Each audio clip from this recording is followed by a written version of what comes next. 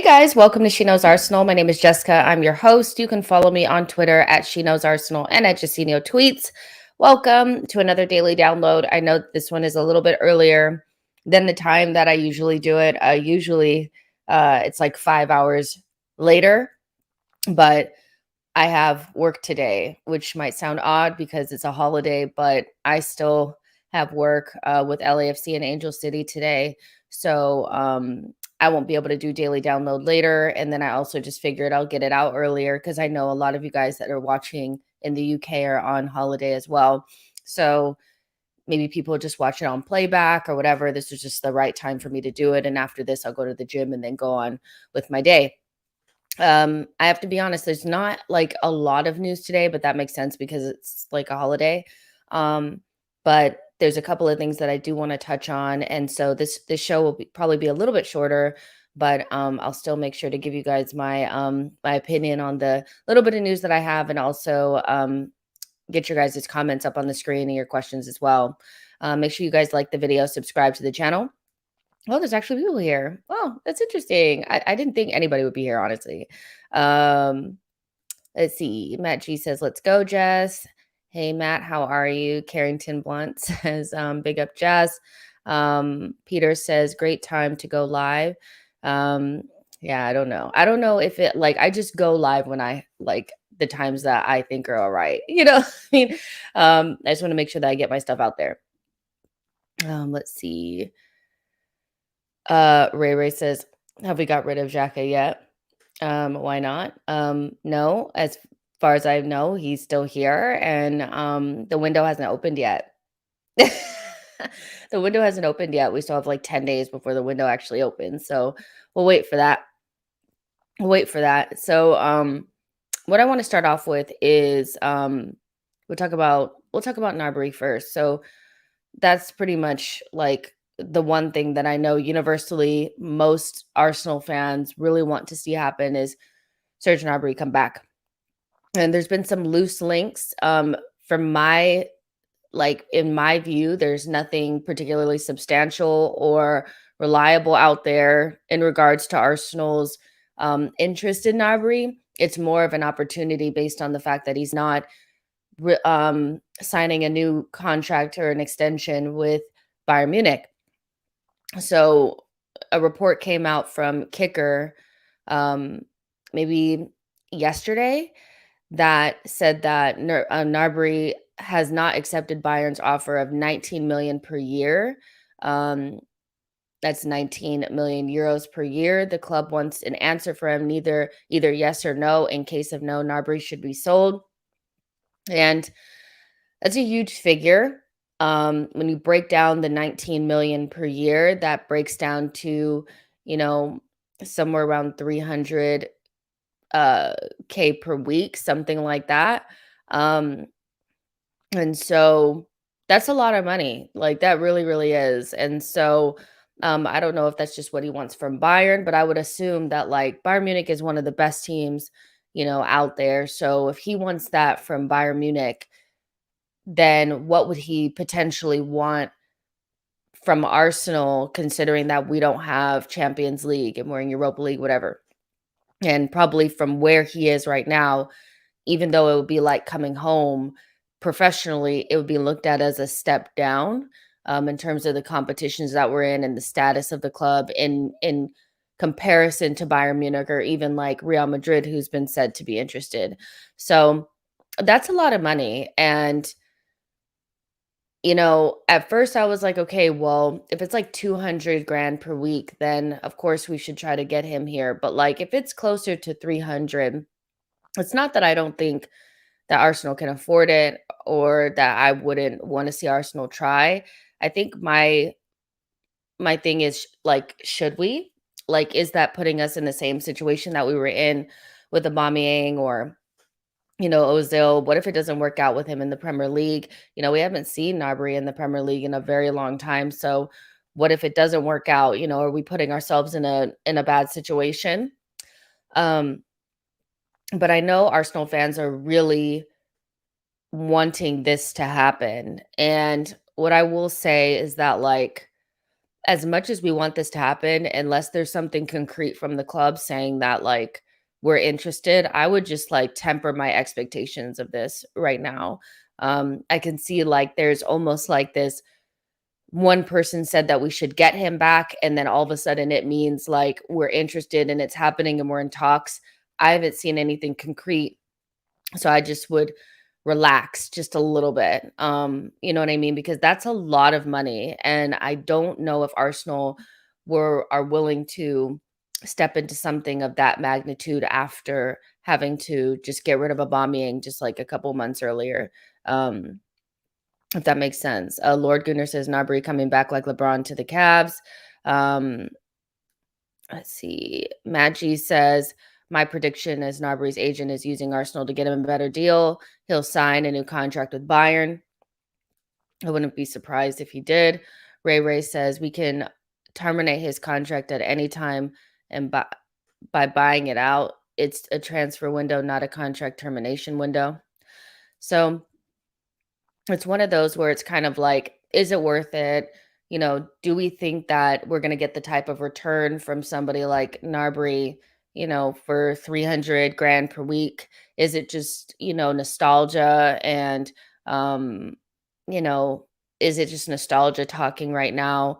I don't know, you know, but in just it without the money, obviously Gnabry is somebody that I'd like to see come in, but with the money, I do see that being like a significant stumbling block, and that's why I can understand why Christian Falk, who originally came out with the report around Arsenal being interested in Gnabry, was very specific in saying that it's probably unrealistic this summer because of the lack of Champions League that will affect the finances, but we want to look at him on a free.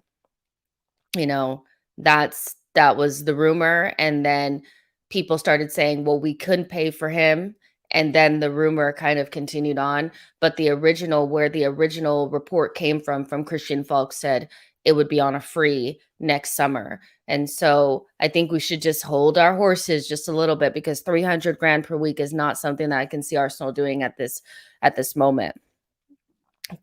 Typically Arsenal fan says, I knew we weren't going to sign two strikers, but again, Arsenal fans accepting mediocrity pathetic from this club. That's why we won't improve because we keeping bang average players.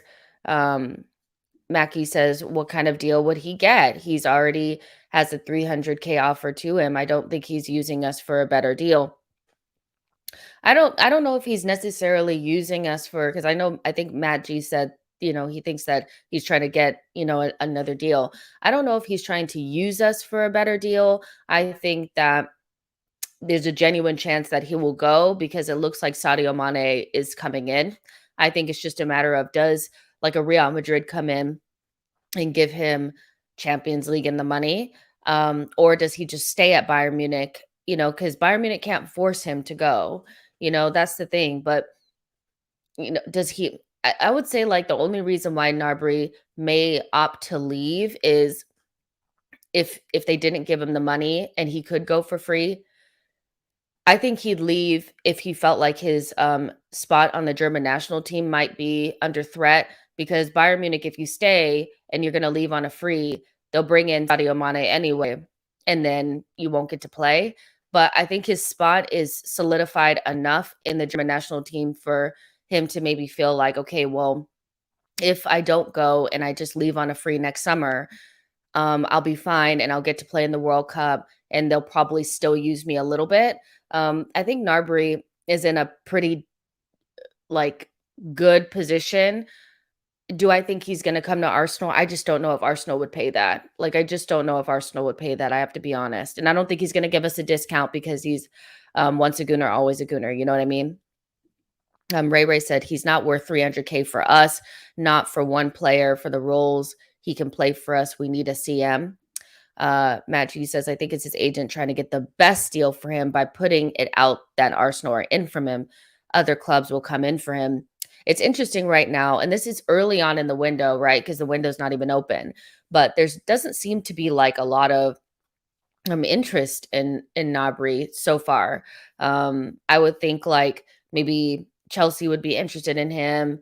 Um, maybe some other clubs around Europe would be interested, but I haven't. It has just kind of been light interest from Real Madrid that was kind of swiped away a little bit. And then the idea of maybe us. But, in the window, things can really change, as other options become unavailable. Gnabry would become an attractive offer or an attractive option. But right now, I don't know. I think that this is something that we're building up very big, like we always do as a fan base, like we did with Awar, and when he doesn't come, then people will be mad at the club. And personally, I'm not going to be upset at the club for not getting Gnabry if they never said that they were in for him, if that makes sense. Magambo says, if we give 100K to Nketiah and he fails next season, we can't sell him as no one will match that salary and he'll be sitting on money for 5 years. I am worried. We'll talk about Nketiah in just a second. Magambo says, Gnabry is a good player, but he is vital for Bayern to win the But is he vital for Bayern to win the Bundesliga? I don't think so. Yeah, I mean, but is Gabriel Jesus vital for Manchester City winning the league? There's some players that I do understand what you're saying. Like every team, like if that player doesn't play, they're screwed. Gabriel Jesus is not that player for Bayern Munich, and essentially those are the type of wages that he's asking from Bayern Munich. Is the Lewandowski on the fringes, or maybe not number one players at those clubs.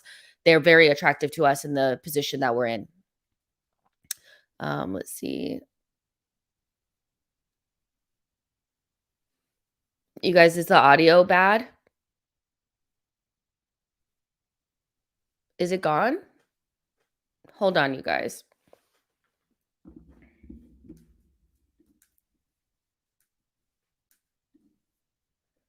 Hello, hello.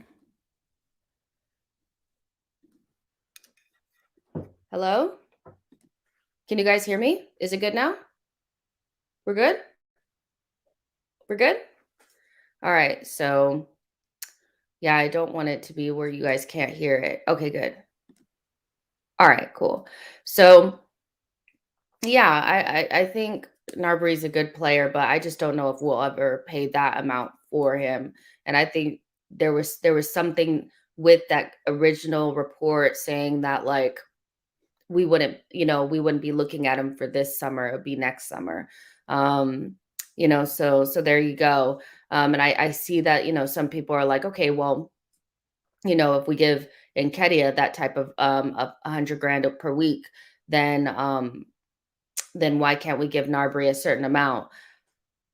We have to also remember that like when publications publicize our fees and our salaries or wages for players, they often add certain things to it to make it look like it's more than what it actually is. So as a journalist, if I'm reporting on Nketiah's new contract, I'm going to say, okay, I'm going to give the details of 5 years and 100K per week, when I personally know that the base is probably closer to 70. But with all the add-ons or even his signing on bonus, when you add on the signing on bonus, it then lifts it up to 100K per week, because Arsenal fans are going to click on it more if it says 100K per week versus 70K per week, which is pretty much what it is instead of the 100K. So, if you had seen the original report and it said, oh, Nketiah is going to sign a new deal for Arsenal and it's up to 5 years and it's 70K per week, would you feel the same? Would you be as upset if it was 70K per week versus 100? I think we also have to remember that when publications are reporting on our fees, our wages, they're always going to add extra things on it to make it seem like it's more than what it actually is. For me, Eddie Nketiah on 70K per week is not a big deal. His signing on bonus, which you'd have to pay for like any free signing. This is just what it is. In order to get him to sign at Arsenal instead of somewhere else, you're going to have to give him the signing on bonus. those incentives are going to bring up the weekly wage. So it is what it is, like, as far as I'm concerned. And, with Nketiah, it's a risk that the club is willing to take. Um, I think they're basing a lot of this on a small sample size and Arteta's, love for Nketiah versus anything that we've particularly seen. And so we'll just have to see if it works out. But as a backup striker, he's somebody that's going to have to be able to carry the team in certain circumstances. There's always the opportunity for your main striker to get injured. And if the club is willing to, sacrifice their season on Nketiah potentially having to be a number one striker for a certain amount of time, if somebody gets injured, that's on them. Speaking of that, yeah, David Ornstein kind of reiterated or um, emphasized that Gabriel Jesus and Eddie Nketiah are Arsenal's number one priority, which would speak to, the fact that, like, there were some Arsenal fans feeling like, okay, well, if we bring in Eddie Nketiah, he'll be a number three, and, we'll get Gabriel Jesus and then also get somebody else. It doesn't look like we'll be getting another striker. Will we get a winger? That probably has something to do with whether or not Pepe leaves.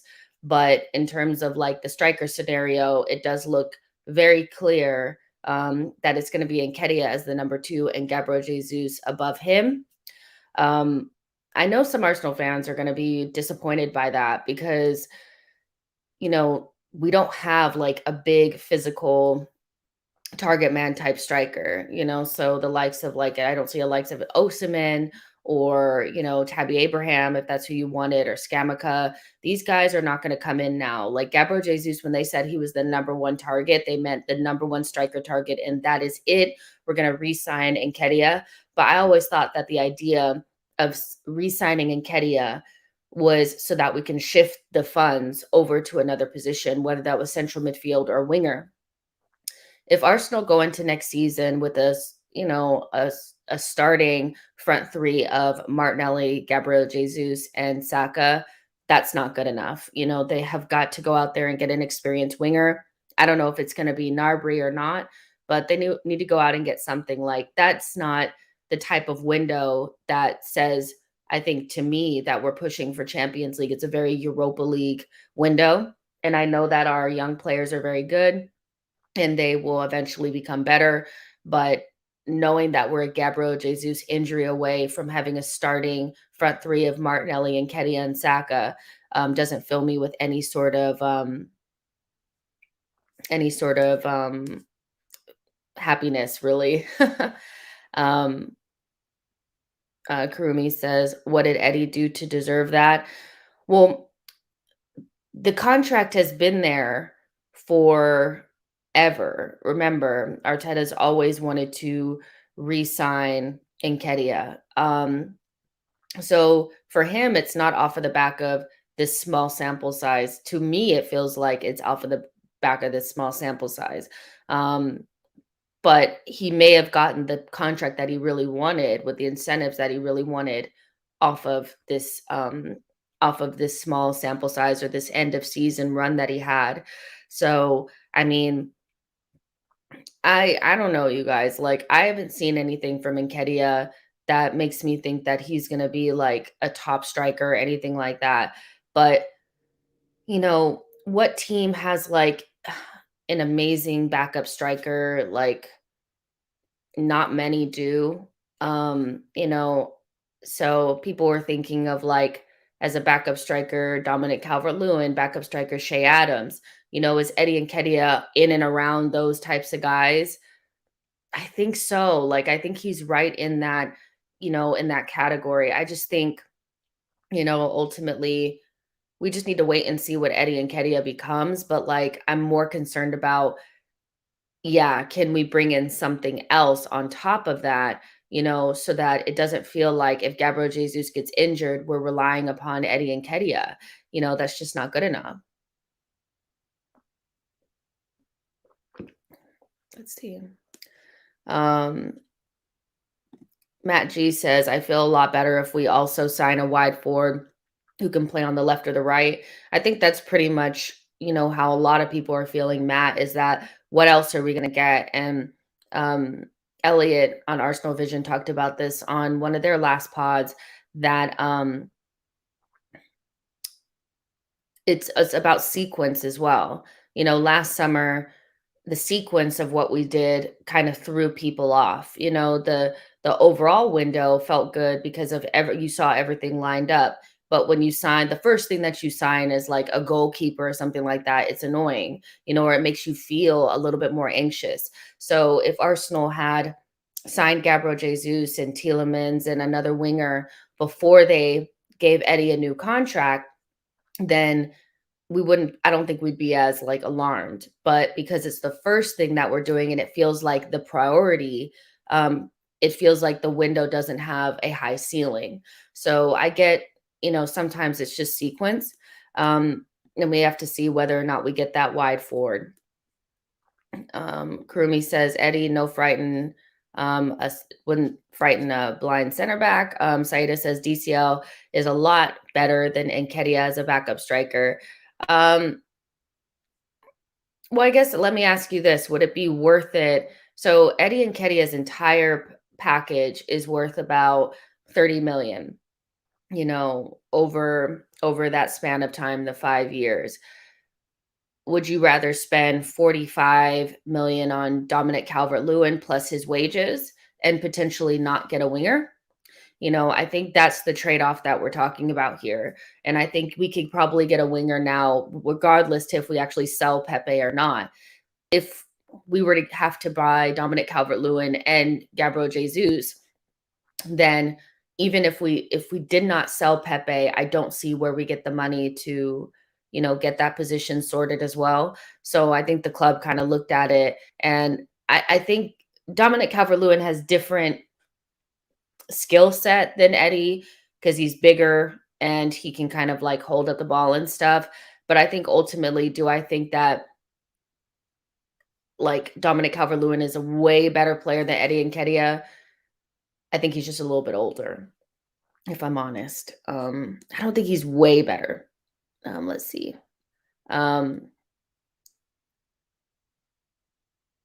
Stefan says Eddie is underrated as a goal poacher. I hear you. I do think we're like 100K per week. If you take away the signing bonus, is 70K per week. That's not a big deal. Like, it's really not that deep. I think it's the way that it was reported, on top of the fact that a lot of people don't like Eddie, on top of the fact that we are so afraid that this window is going to go wrong that we are jumping at every single thing. And they're like, oh my gosh, like we're signing Eddie Nketiah for 100K per week. It's probably around 70. That's the base. Then you have to give him a signing on bonus. And there's that. And we just have to see what the rest of the window is like before this is like a big, big deal. Because again, we have to kind of figure out what is the standard that we require for a backup striker? And do we see anybody else out there that has a backup striker that's like amazing?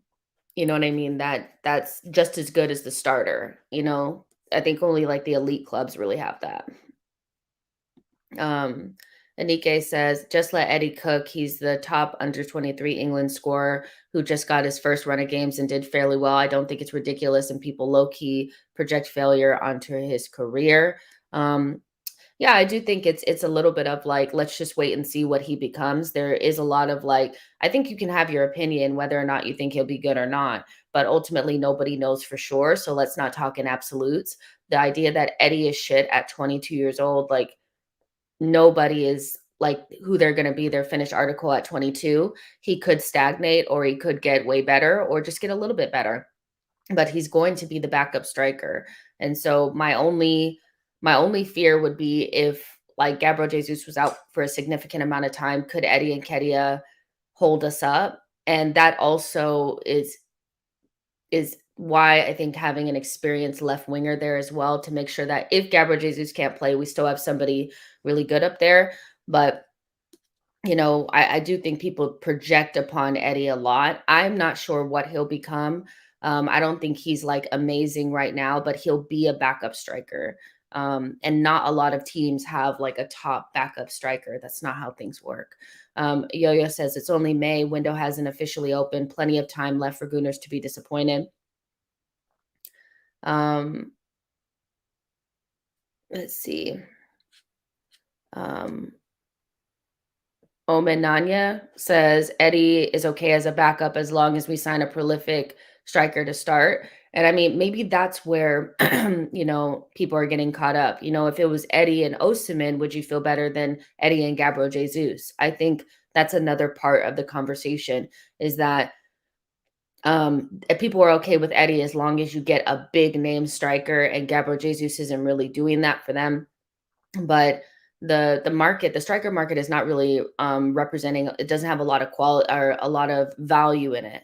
So you have a lot of young strikers that are not quite prospects, but they're not really, their price tags don't match actually who they are as a player or where they are in their progression.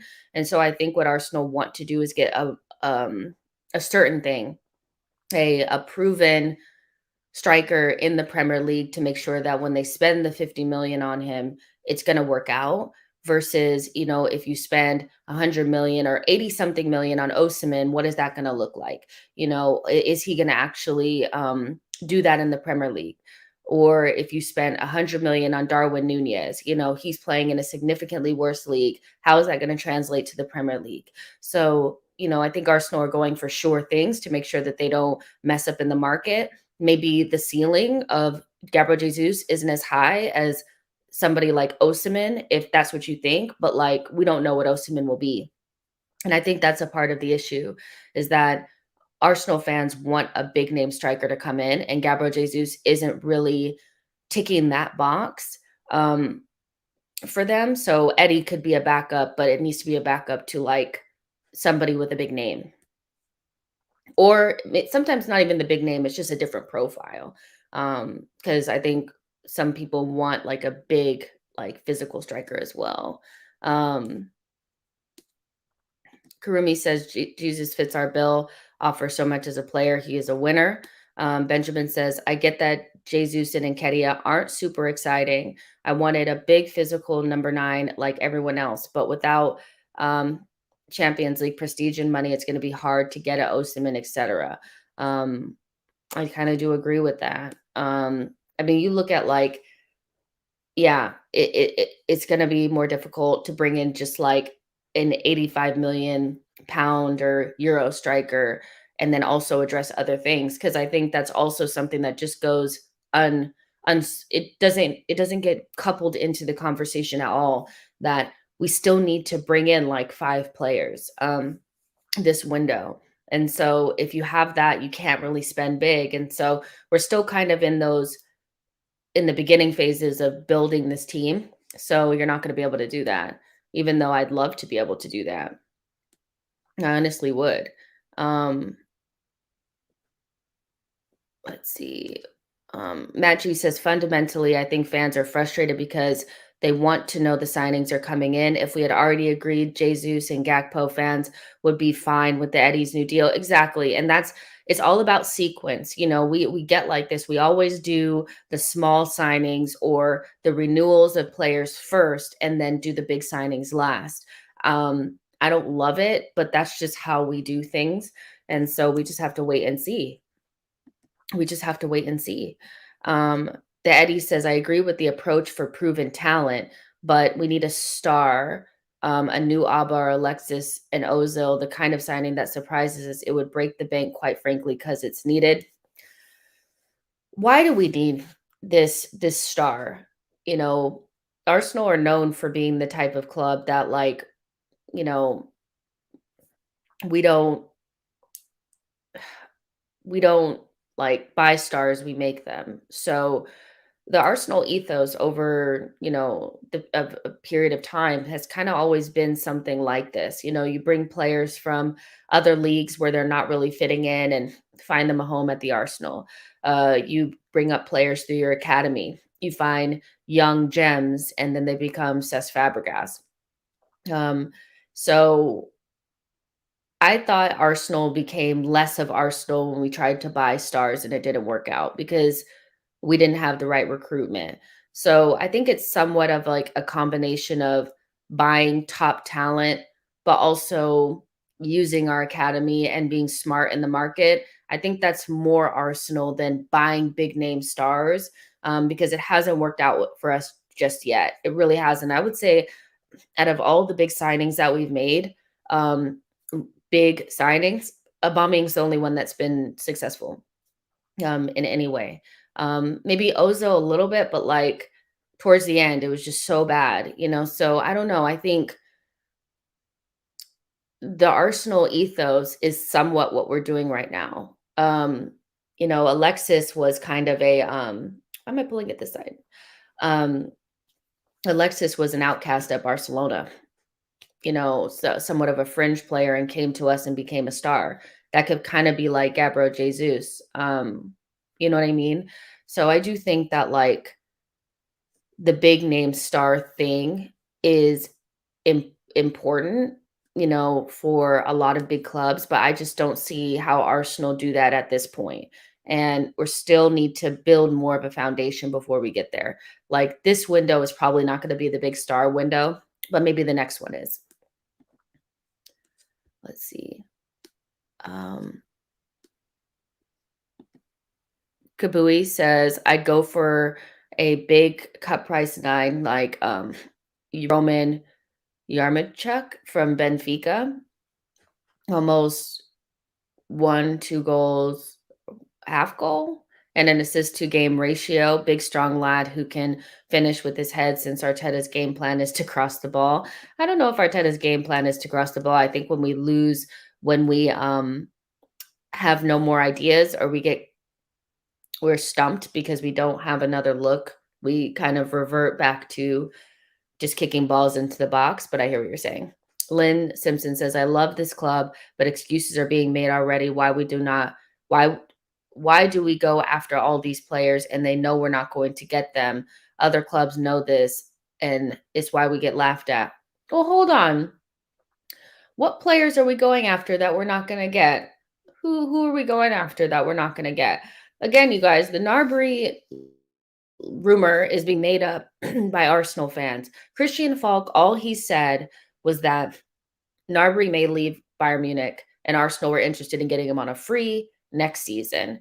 Arsenal fans made up the rumor about us going after him this summer, you know, and all the in the know accounts started to, you know, feed off of that. Then people started to Photoshop, you know, Gnabry into Arsenal kits. Like none of that is really like substantial. So you really can't put that on the club, you know, that we're going after Gnabry and then we don't get him. Like we're not. This is the fans. And this is one thing that really kind of irritates me about our fan base is that we decide we want a player based on no factual evidence whatsoever. And then when the club doesn't get them because they were never in for him or they were never the number one choice, then we like kill them for it. Or we act like they failed us in some way. All the players that we've been reliably linked to, Gabriel Jesus, Tielemans, Aaron Hickey, those players seem to be like those deals seem to be somewhat advanced. So what players are we going after that we're not going to get? Because those are the only links that I've seen that have been really substantial where if we didn't get it over the line now, I'd be pissed off. Let's see. Louis Christie says it's because Mane might go to Munich, but that story doesn't have legs. It really doesn't. It doesn't have that many legs. And I'm not saying not to want those things to happen, but like the idea that it has to happen, I think you're setting yourself up. Let's see. Let's see. Magambo says it's not the 2000s. We can't build a team like the Invincibles because good players are spotted easily and oil clubs snap them up. I hear what you're saying, but like a lot of Arsenal fans like to talk about the way Liverpool built their team. And I do think that there's some validity to that. I don't actually think we've done a Liverpool model because let's be real, they brought in a world-class manager in Jurgen Klopp. So that in itself makes it not the same project. But in terms of being able to buy good talent. Look at the players that they brought in, to their team, the Andy Robertsons, um, Gini Wijnaldum, Sadio Mane, Mohamed Salah. Some of them were like obscure, some of them were on teams where there were lower level Premier League teams and they snapped them up for a small price. And they became stars there. It wasn't until they went into the market after that and brought in, the Allison and Virgil van Dijk signings. And then now they kind of buy big name players, but still, they still do some like really smart, cheaper deals. Like Diego Jota is a Premier League proven kind of signing, that they got from Wolves. Nobody was really excited about it, but it's really worked out for them.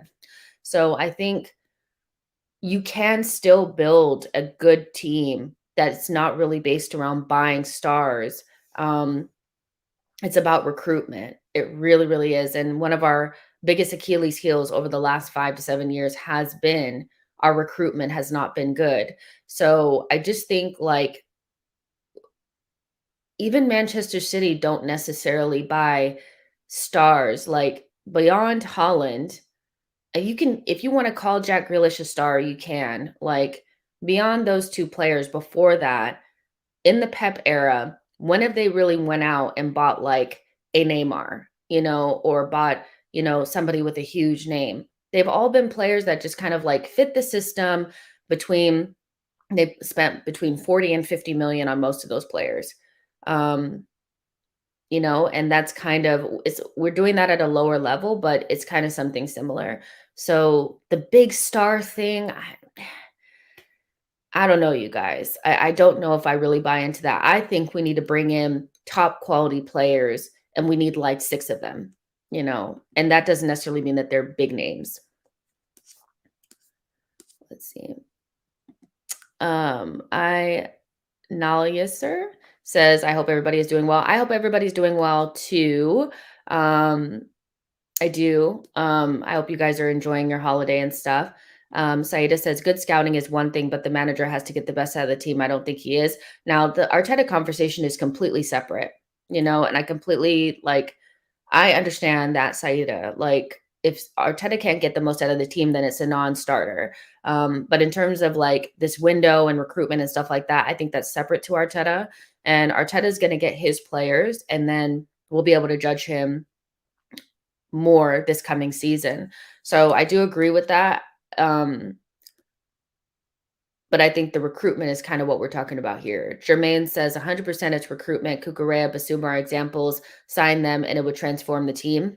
I think with Basuma, there's no, we haven't ever been like really credibly linked with him in a way where I felt like we were actually going after him.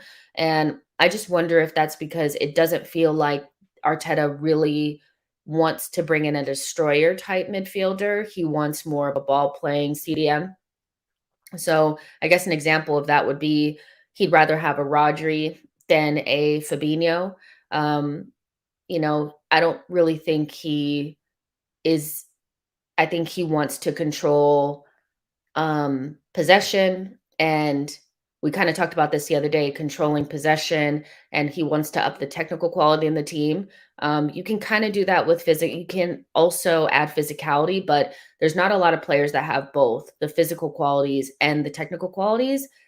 There's not a lot of players out there. Then you're starting to talk about like the Chouamenis, and those are really expensive players. So with Basuma, I've never really seen us really go after him. We've been more linked with like Neves and Tielemans and these types of guys, and they're more ball players, So Basuma, I would love to come to Arsenal, but I don't think Arteta's vision is Basuma, Thomas Partey, Odegaard type midfield. It's more of a Thomas Partey sitting at the base and 2 more attacking 8/10s going forward. In regards to Kukurea, you guys know how I feel about him. I think he's amazing. He's definitely going to Man City. When I first saw him, I was like, he's definitely going to go to Man City because he just looks like a Man City player. They need a left back, and he would be perfect for them. So I can see why they're going to go after him. It'll be interesting to see if we go after Zinchenko because I think he might be open for a move. Lucas said, thanks for yesterday's show. We needed that. You guys, if you haven't gotten a chance to watch the revisiting predictions, Souls, George, and Harry and we actually rewatched some of our predictions at the beginning of the season and kind of revisited them and talked about them and laughed at them. We got a lot wrong. So make sure you guys take a look at that when you get a chance, just for a little bit of a laugh. So yeah, and last but not least, just a quick note on Leno. Leno, is probably off this summer. Makes a lot of sense. He, is subject of some interest from Benfica, but the 8.5 million pound price tag is a stumbling block for Benfica.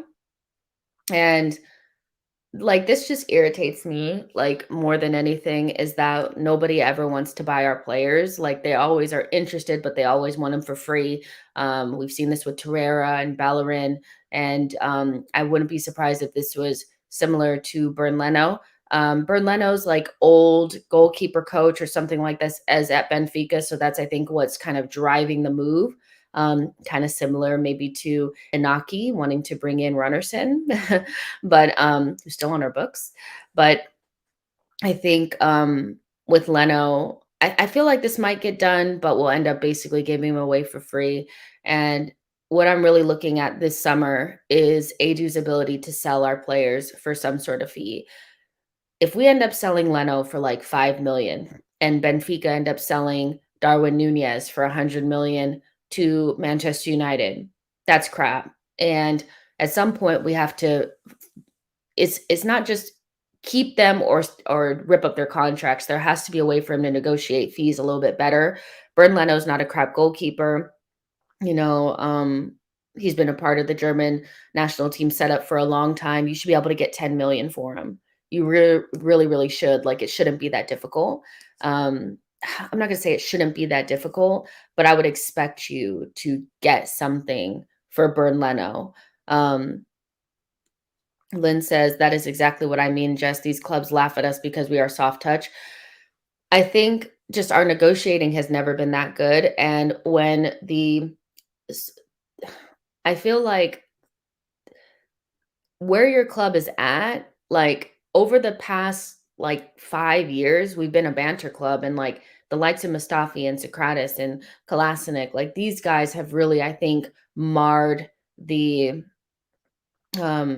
reputation of Arsenal and the value of our players. So it's like Chelsea, right? They have a lot of deadwood that is just kind of there, at their club. But they're able to sell those players for significant fees because I think the idea around Chelsea is that they have good players. Even if you don't play for Chelsea, you're good. But with Arsenal, it's more like all of our players are bad, our recruitment is bad, so I don't want to pay for your players. And then not only that, Chelsea are never desperate to sell. They've never had to be desperate to sell because they've always had Roman pumping money into the club, regardless if they had players that they brought in that weren't great or didn't work out. We're not that way. We're always desperate to sell because we're always kind of in a position where we need to sell to buy. If we're not in a situation where we need to sell to buy, and the reputation of the club is that Arsenal bring in good players that have value, then it'll change things around. And then you also need to have a competent director of football. And I'm not sure that I think Edu just takes the easy way out. Either we keep them or we rip up their contract.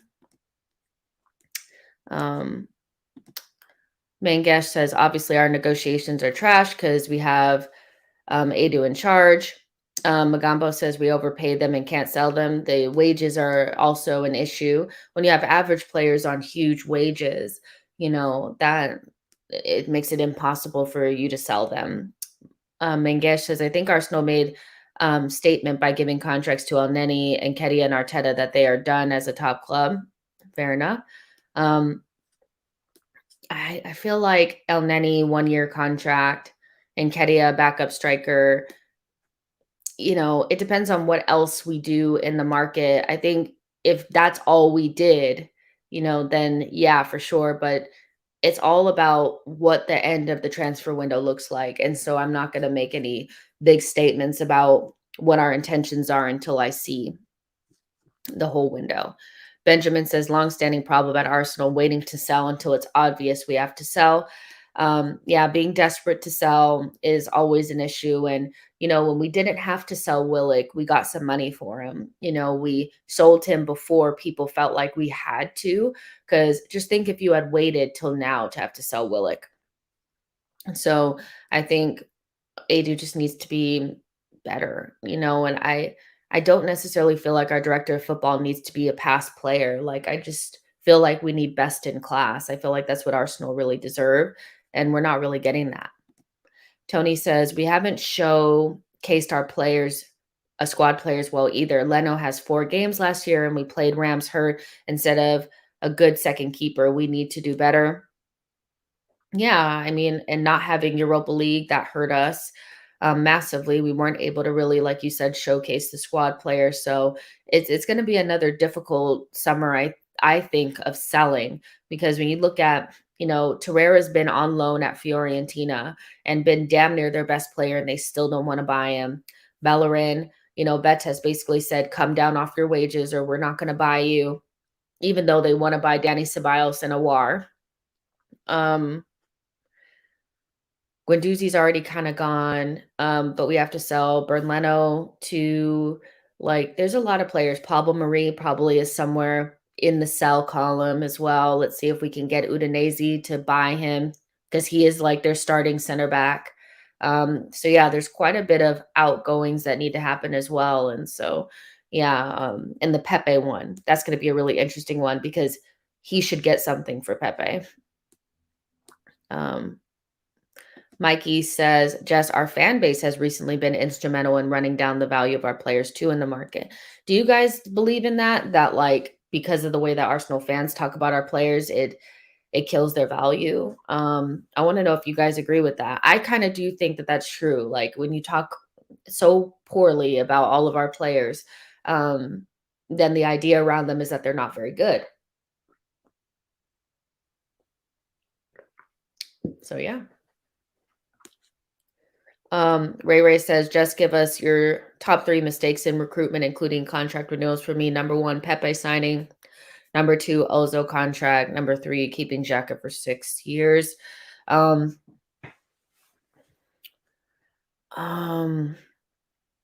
has to be the ones that hamstrangled us badly? Okay. Number 1 has got to be Pepe. It just has to be Pepe. Number 2 is going to be not selling Alexis for 68 million to Manchester City and then turning around and loaning him, or not, and swapping him for Mkhitaryan 6 months later. That was possibly the dumbest thing I've ever seen Arsenal Football Club do. I know Pepe is definitely up there, but at that point, Alexis wanted to go. We could have gotten 68 million pounds for Alexis Sanchez. It would have hurt, but we would have gotten paid. Like, we would have gotten paid well for him. And then we turned around and we swapped him for Mkhitaryan, another player that we basically just had to cancel out their contract and send away. It has to be up there for me, because you had to get something for Alexis Sanchez. And then I would say probably the Ozo contract, because you could have probably given that money to Ramsey. Ramsey wanted something similar or something in around that. You set a precedent with Ozil, and then we lost another really good player off of the back of that. So yeah, I think it has to be Ozil's contract, because you were just paying him to stay, and he had kind of was already out at that point, and we lost Ramsey off of the back of it. So those are my main 3. I can't say the keeping Xhaka for 6 years. It is kind of like bad recruitment, but my thing about the whole Xhaka situation is that Xhaka's never been good without an athletic, physical central defensive midfielder next to him. At Switzerland, he had Gabriel, or even Zachariah, and at Borussia Mönchengladbach, he had something very similar. And then we bring him in, and there's nobody athletic or physical or anything, and we expect him to play box to box for us. Like, the recruitment, it was bad, and it was a bad bad judgment, but like we could still recover from Xhaka for 35 million. It's hard to recover from that Alexis, hard to recover from Ozil, hard to recover from Pepe. So, yeah. Um, let's see. Saida says most fan bases talk poorly about their squad players, maybe because we have a big social media following. It seems louder. Ultimately, Edu isn't good at doing his job. There's 270 of you guys in here. I just looked up at the thing. I thought there was like 100 people in here. Make sure you guys like the video and subscribe to the channel. I didn't think you guys would even be in here right now. It's like 6:30 in the morning for me, you guys. This is crazy. Okay, so all of these are not Arteta signings. However, we have to stop approaching that rocky road, and all the good work Arteta has done is going to go to waste. I hear that. Tony says, which outgoing do you think might not happen? Let me look. Let me see. I have some stuff on my phone because I can never remember who are the players that I think will go. I think the outgoing that won't happen is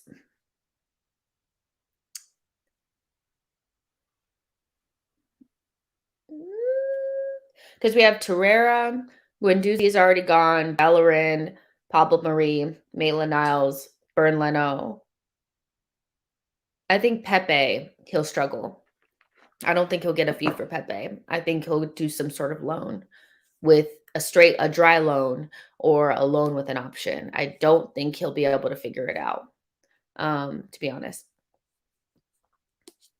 So yeah. Aditya says the Langale rumor is kind of scary. In what way? So my idea around like the left-sided center back is that you need to bring in somebody experienced that's not going to cost a lot.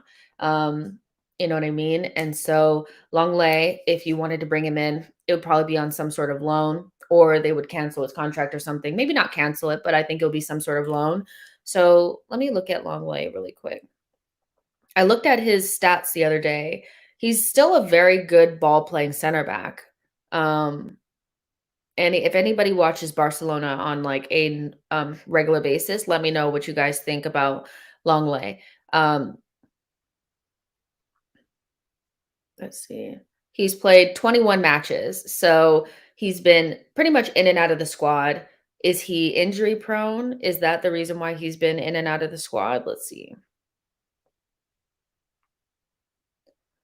Let's check.